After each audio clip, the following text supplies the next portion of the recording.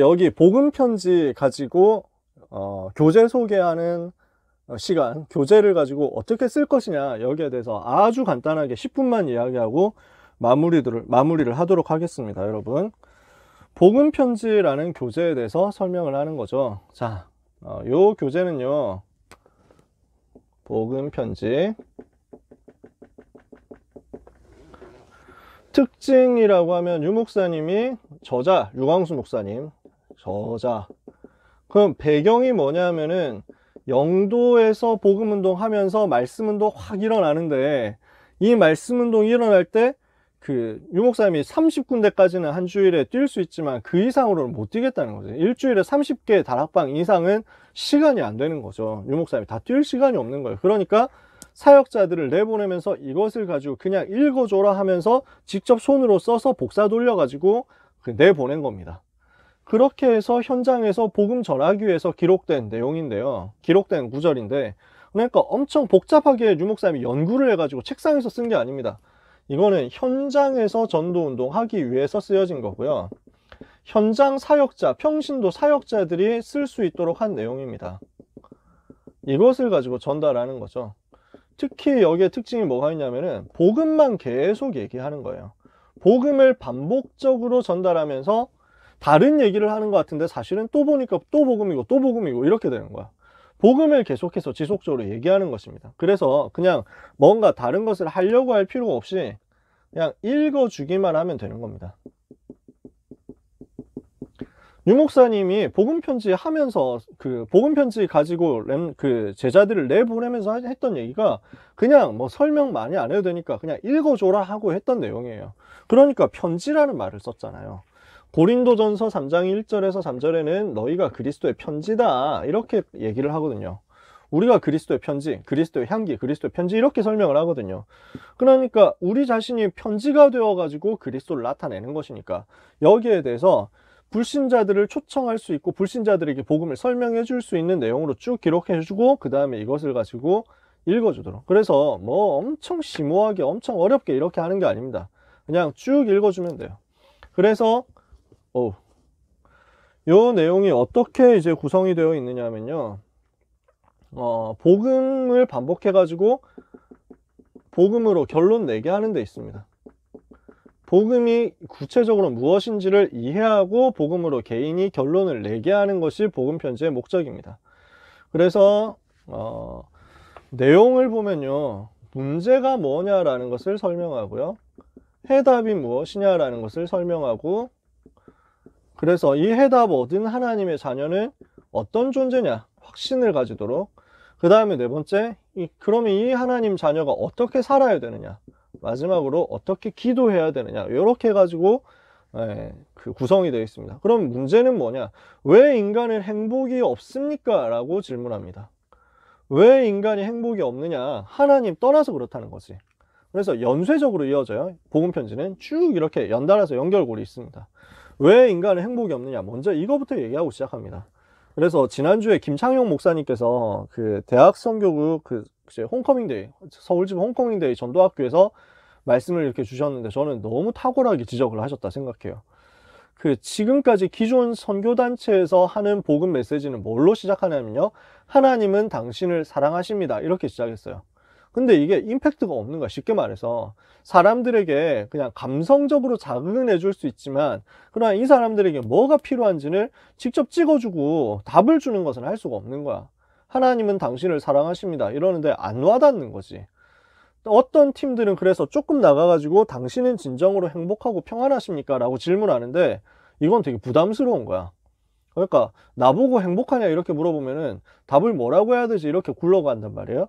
다락방에서는 뭐라고 얘기하냐면 왜 인간의 행복이 없느냐라고 질문을 하는 거죠. 그러니까 직접적으로 너는 행복하니? 라고 물어보는 것은 피하는데, 이미 모든 사람은 행복하지 않다는 것을 전제를 하고 얘기하니까 사람들은 궁금할 수밖에 없는 거야.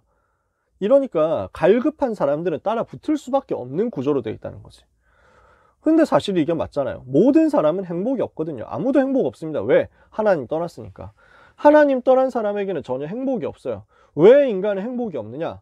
하나님을 만나야 되는 인간이 하나님을 떠나버렸고, 하나님 떠난 그 인간은 마귀한테 잡혀가지고 마귀의 종로를 타면서 불신한 상태 가운데서 멸망하니까 행복을 아무리 찾으려고 해도 잠시이고 임시일 뿐이고 결국 근본적으로 하나님 만날 수 없으므로 불가능하다라는 거죠. 그러면 왜 인간은 하나님을 못 만나는가?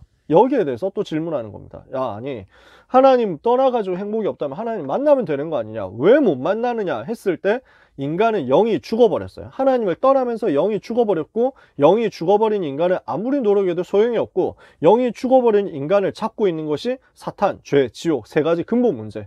요 근본 문제 세 가지를 해결하지 않으면 하나님을 만날 수가 없는데, 문제는 이 세 가지 문제를 영이 죽어버린 인간 스스로는 해결을 못한다는 거죠. 그러면 어떻게 해야 하나님을 만날 수 있느냐? 3과입니다. 어떻게 해야 하나님 만날 수 있느냐? 인간 스스로는 하나님을 만날 수 없기 때문에 영이신 하나님이 사람을 구원하시기 위해서 사람의 몸을 입고 이 땅에 오셨는데, 그분이 바로 예수 그리스도시다. 예수 그리스도는 참 하나님이며 참 사람이기 때문에 사람의 문제를 해결할 수 있고, 사람을 대신해서 고난당할 수 있으며, 사람의 문제, 모든 문제 해결하고 사단의 권세 이길 수 있으므로 하나님이시기 때문에, 이길 수 있으므로 우리를 구원하실 수 있다. 그래서 그 예수 그리스도를 영접함으로써 하나님의 영이신 성령께서 우리 속에 들어오시게 되니까 다시 하나님을 만나게 되는 것이다 라고 설명하는 거죠.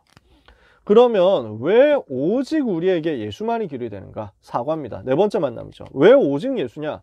그리스도 외에는 죄와 사단과 지옥의 세 가지 문제를 해결할 수 없기 때문에. 사람들이 이거 모르고 종교, 철학, 선행 이런 거 얘기하는데, 아무리 해도 이런 얘기가 틀렸다, 잘못됐다 이런 얘기가 아니라, 아무리 이렇게 노력해도 인간에게 멸망을 가져다주는 사단을 이길 수가 없어요. 그죠? 그래서 사탄을 이기는 자, 요한일서 3장 8절, 오직 그리스도 예수밖에 없기 때문에 그분만이 우리에게 길이시다. 그분만이 제사장, 선지자, 왕으로서 인간을 구원하실 수 있다. 이것이 현실로도 증명이 되는데 사단의 권세가 꺾이는 거죠.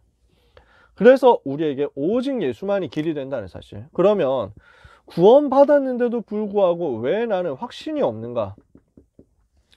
구원받았는데도 불구하고 확신 없고, 교회 다니는데도 불구하고 내가 무엇을 위해서 어떻게 살아야 되는지를 모르고 방황하면서 사는데, 이건 틀렸잖아요. 이렇게 살 이유가 없거든요, 하나님의 자녀가. 그러면은 어떻게 왜 확신이 없느냐? 이걸 어떻게 교정하느냐? 첫 번째, 불신자 상태가 뭔지 모른다는 거예요. 아, 나는 구원받고 하나님의 자녀가 되어서 요 불신자 상태에서 빠져나왔구나. 이거 알아야 된다. 두 번째, 내가 그리스도를 통해서 구원받았다는 사실. 그래서 죄, 사단, 지옥 문제에서 해방받았다는 사실을 알아야 된다. 세 번째, 이렇게 해서 구원받고 나니까 내가 반석같이 되고 교회가 되고 음부의 권세 이기지 못하게 되고, 음부의 권세가 나를 이기지 못하게 되고, 천국 열쇠를 가진 하나님의 자녀, 구원받은 자의 축복이 있구나. 이걸 알라는 거예요. 특권이 있다는 것. 네 번째, 구원받은 자는 삶의 방법이 불신자하고 다르니까 인본주의 쓰는 게 아니라 성령인도 받는 거구나. 그러니까 구원받은 나는 복음 없이 멸망하던 불신한 상태가 아니며, 예수님이 그리스도로 오셔서 나의 모든 문제 해결하셨으며, 그분을 믿는 나에게는 신분과 권세가 생겼으며, 이제 나는 다른 삶의 방법을 가지고 사는 것이다. 확실한 것을 가르쳐 주는 거죠. 그러면 구원받은 나는 어떻게 변화되었습니까? 모르는 사람들은, 불신자들은 눈에 보이는 외적인 변화, 임시 변화 이거 가지고 자꾸 얘기하거든요. 근데 그걸로는 근본적, 내적, 영적 변화를 일으킬 수가 없는 거지. 종교, 철학, 선행과 인간의 모든 노력과 열심으로는 인간의 내적인 문제, 영적인 문제, 근본적인 문제 해결을 못하니까 하나님이 우리 속에 성령으로 들어오셔서 내적, 영적, 근본적 변화를 일으키신 것이다. 우리는 이렇게 변해버린 거예요. 그러니까 예수님 영접하고 나니까, 참왕, 참선자, 참제사장이신 예수님을 그리스도로 영접하고 나니까 내 속에는 변화가 오기 시작해서 나의 신분이 마귀 자녀에서 하나님의 자녀로, 내가 전에는 죄의 종에서 이제는 의의 종으로, 내가 전에는 죽었으나 이제는 살았고, 이제는 내가 복음 전하는 전도자로 하나님이 바꿔버리신 것이다. 완전히 내 삶의 모든 것을 바꾼 것이다. 이게 변화되었다는 거죠. 그러면 지금부터 어떻게 시작해야 되느냐? 사단이 존재한다는 사실을 정확하게 알고 영적 싸움을 해야 되겠는데, 사단이 존재하고 활동해서 인간을 괴롭힌다는 사실을 알면 나 중심 되면 실패하는 거예요. 그래서 오직 그리스도가 주인 되셔야 된다. 이것을 얘기합니다. 그리스도께서 주인 되는 삶을 살아야 성공한다라는 거죠. 그러면 하나님의 능력이 언제부터 본격적으로 나타나느냐? 세 가지 싸움이라는 거예요. 그래서 복음을 제대로 알고, 이 복음 제대로 아는 사람이 이제부터 세 가지 싸움하는 것인데, 자신과의 싸움, 사단과의 싸움, 세상과의 싸움이다. 자신과의 싸움 어떻게 하면 됩니까? 복음을 더 깊이 알아라. 복음으로 더 충만해지라는 거예요. 그리스도 알면 알수록 나 자신의 한계 넘어서는 거죠. 내가 아니라 그리스도께서 나를 다스리고 계신다, 이렇게 되니까요. 두 번째, 사단과의 싸움 어떻게 합니까? 그리스도 이름 권세 가지고 싸우는 거죠. 세 번째, 세상과의 싸움 어떻게 합니까? 성령인도 받아가지고 싸우는 거죠. 그래서 내 삶이 이제는 오직 그리스도를 위해서, 오직 복음, 오직 기도, 오직 전도, 이렇게 해가지고 살아갈 때 권능이 나타날 수밖에 없는 거죠. 기도는 영적인 과학이다 그랬습니다. 9번째 만남에서. 그래서 우리가 기도할 때 세 가지 일이 벌어진다는 거예요. 자, 불신자들도 기도하는데 이 기도는 귀신이 갖다 주는 응답이니까 결국 응답 받아 놓는 것 같지만 나중에 사실은 실패하는 거고요. 우리는 그런 거 말고 하나님 자녀에게 주시는 진짜 응답 받아야 되겠다. 예수님 영접하고 기도하면은, 예수 이름으로 기도하면은 하나님 반드시 응답하시는 거죠. 어떻게 응답하십니까? 우리가 기도할 때 성령으로 역사하시고 천사를 동원시키시고 사단을 결박시키시는 영적인 세계에서의 과학을 일으키심으로 우리에게 응답하신다. 이렇게 기도할 때 질병도 이길 수 있다. 치유의 역사까지 일어나는 거죠. 어떻게 됩니까? 병이 왜 왔는지를 알아야 되겠죠. 노화로, 과로로 인한 병도 있지만 그것 말고 영적인 병이에요. 하나님의 뜻이 있는 거, 이거는 찾으면 돼요. 문제는 죄로 인해서 오는 병, 마귀가 갖다 주는 병, 이런 영적인 질병이거든요. 이거 해결하도록 먼저 복음 받고 예수님 영접하고 하나님 자녀 되고, 그 다음에 성령 충만 받고 죄를 끊어버리고, 이렇게 하면서 육신에 주신 만남의 축복 사용해가지고 음식과 약 이런 것들까지 다 활용하고, 이렇게 해서 치료받고 나면은 이거 가지고 증거하는 삶을 살 때 하나님은 전도자에게 주시는 역사 일으키실 것이다. 요 내용이에요.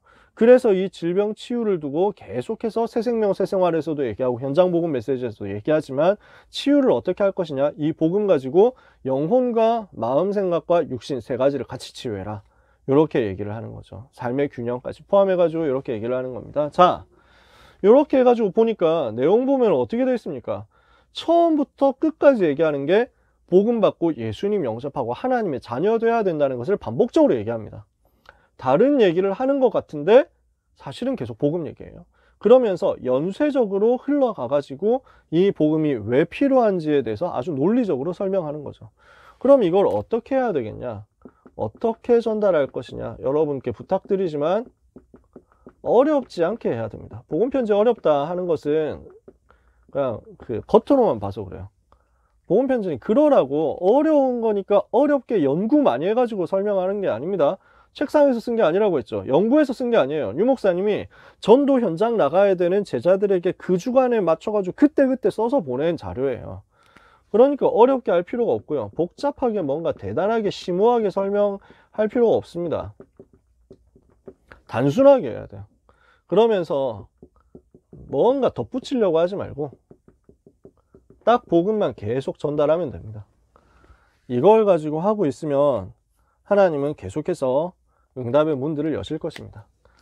이 부분을 두고 개인에게 복음을 확인시켜준다, 확립시켜준다, 이렇게 생각하시면 돼요. 그래서 다락방 교재는 이거부터 처음에 설명했어야 되는데, 복음 편지, 그 다음에 새생명 새생활이 있습니다. 요거는 개인 양육을 위한 교재들이라고 보면 됩니다. 현장에서 이거 가지고 메시지 전달해라는 건데 개인에게 전달하는 거예요. 왜냐? 복음 편지 보면 알겠지만 연쇄적으로 이어지는 거기 때문에 앞에 거를 모르면은 뒤에 거 하다가 이제 앞에 거를 알아야 뒤에 것을 제대로 알 수 있는 구조가 되어 있거든요. 새생명 새생활도 마찬가지고요.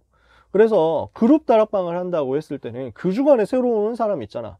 앞에 것을 그 한 사람을 위해서 다 복습하고 뭐 이렇게 할 필요가 없지. 그래서 그룹 다락방 교재는 따로 이렇게 만들어져 있는 거예요. GBS 다락방을 위해서는 현장 복음 메시지 있고요. 그 다음에 창세기 있고 사도행전 있습니다. 현실에서는 현장 복음 메시지 하나만 다 끝까지 쓰는 것도 잘 찾아보기 힘들어요. 이런 다락방도 잘 안 나오거든요. 근데 현장 복음 메시지 65가, 창세기 82가, 사도행전 한 67과 이렇게 있으니까 요것만 써도 막 3년 반, 4년 가까이 다 쓸 수 있어요. 메시지 없어가지고 다락방 지속 못하겠다 이럴 거는 절대 없다는 거지. 다락방은 메시지 넘치니까. 이렇게 해가지고 나오는 메시지가 그룹에 대한 현장 메시지, 개인에 대한 현장 메시지 해가지고 기초 5권이라고 할 수 있습니다. 그러면 훈련 메시지 나오는 것은 또 다음번에 이야기를 한꺼번에 하도록 할게요. 자, 오늘은 요 메시지 중에 첫 번째인 복음 편지에 대해서 간단하게 다뤄봤습니다. 여러분 현장에서 기도하면서 꼭 요 내용 가지고 처음부터 끝까지 한번 꼭 다뤄봤으면 좋겠어요. 요 교재는 제가 2004년에 샀네요. 2004년 1월 26일 인쇄된 버전인데요. 새로 나온 것들 이제 뭐 디자인 바뀌어가지고 있지만 내용은 거의 똑같습니다. 살짝 좀 문법 교정하면서 새로 나온 교재에 약간 이상하게 된 것들이 있더라고요. 그래서 그 부분을 좀 말씀드리려고요. 물론 뭐 제가 뭐 누구에게 말씀드려야 될지는 아직 잘 모르겠지만, 그래서 하시면서 여러분들이 어렵지 않게 전도운동 하실 수 있을 거예요. 1대1로 복음 전하는 가운데 이것을 가지고 제자 양육하고 일꾼을 세우는 응답을 여러분이 꼭 받으시기를 바랍니다. 오늘은 여기까지 같이 말씀 나누고 마치도록 하겠습니다. 자, 너무 하루 동안 수고하셨고요. 기도하고 마치도록 하겠습니다. 하나님 감사합니다. 귀한 고3 랩런트들과 사랑하는 주의 백성들, 전도 제자들에게 현장에서 전도 운동할 수 있도록 문들을 열어주시되 메시지를 허락하시며 현장의 문을 여시며 일꾼을 붙여주사 전도 운동하게 하여 주옵소서. 우리 있는 현장에서 복음으로 사람을 살리며 정확한 답을 주며 삶의 방향을 제시할 수 있고, 그래서 인생의 운명을 바꾸는 역사가 일어나도록 무능한 우리에게 더욱더 성령으로 충만케 역사하여 주옵소서. 예수 그리스도의 이름으로 기도합니다. 아멘.